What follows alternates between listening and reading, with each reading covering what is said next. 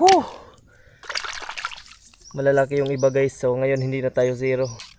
Ang dudumi ko guys, pero okay lang, makaulam lang tayo. Welcome to the Kabakkawan. Another adventure at another kabuhayan na naman ang gagawin natin. So ngayon nandito na naman tayo sa Bakawan at mangunguha ulit tayo ng imbaw. Let's go. Tingnan nyo, ang ganda ng view dito oh. Tapos sa unahan natin, yan yung view. So pupunta tayo dun sa unahan para maghanap ng mga area kung saan mayroong mga imbaw.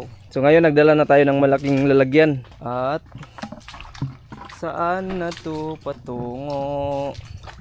Di ko na kasi alam. Wow guys, ang ganda ng view. Ang laki ng puno guys. May mga halaman sa taas oh. Tingnan nyo. Parang pugaran ng mga alimango. Tingnan nyo.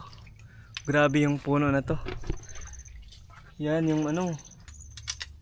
Baka may alimango dito. So ngayon may nakuha na tayo. Yan yung balde natin. So meron na tayo. Ayan. Alhamdulillah. Meron na. Hindi na zero. At ito pa. So ayan. So ngayon ilalagay na natin sa loob. Pero hugasan muna natin. Oh. So yan. Malalaki yung iba guys. So ngayon hindi na tayo zero. Tingnan nyo. Oh. Yan. Alhamdulillah. Meron na tayo. Hindi na tayo zero. Ito yung itak natin. Tingnan nyo yung kamay ko.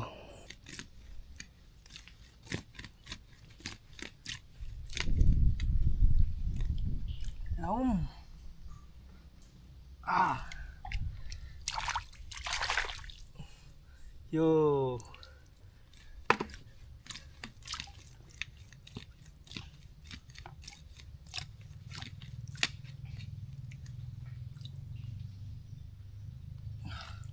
Guys, ang mga laki ga.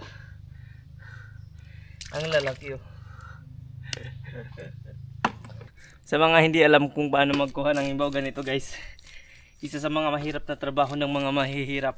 Kaya kapag bumibili kayo ng ganitong mga pagkain, huwag na kayo tumawad. Meron. Yan guys, meron sa ilalim.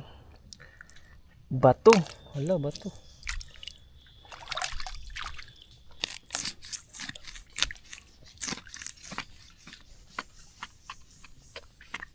Yan. Sana meron.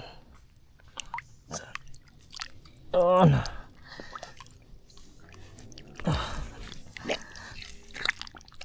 Nailalo na.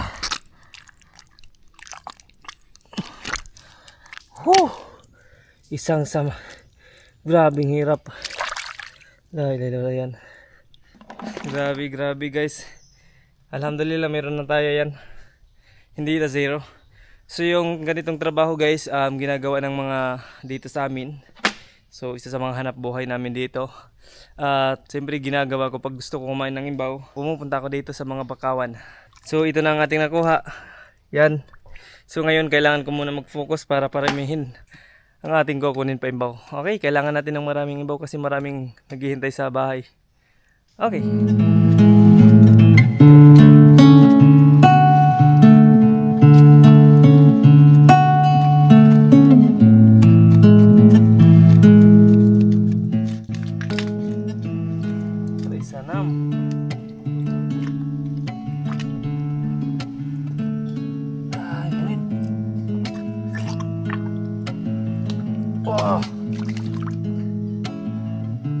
Isa sa mga hirap na trabaho ang maghanap ng imbaw.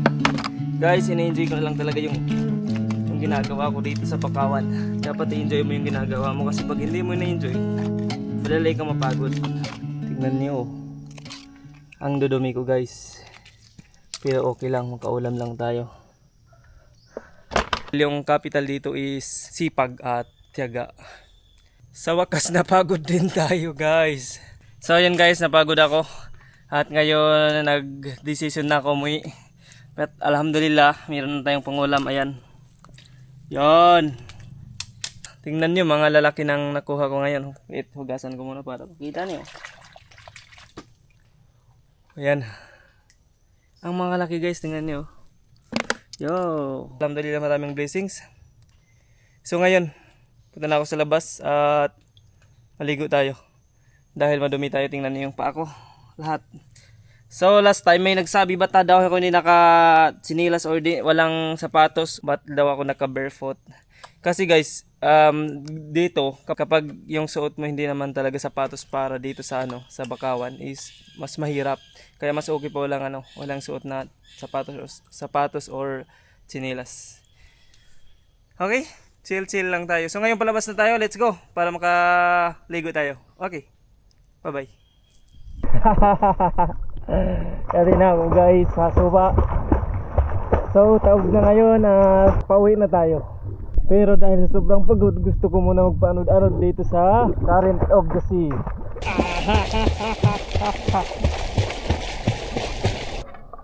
So yun guys, alhamdulillah ngayon nandito na tayo at hugasan muna natin itong mga nakuha natin. Tingnan niyo naman.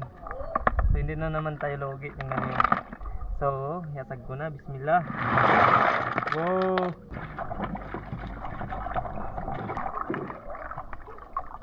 Tingnan niyo. Ang mga laki pero marami yung nabasag. Pusat.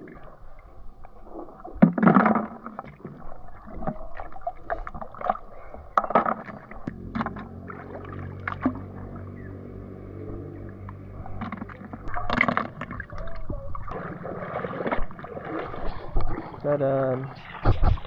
Bye-bye.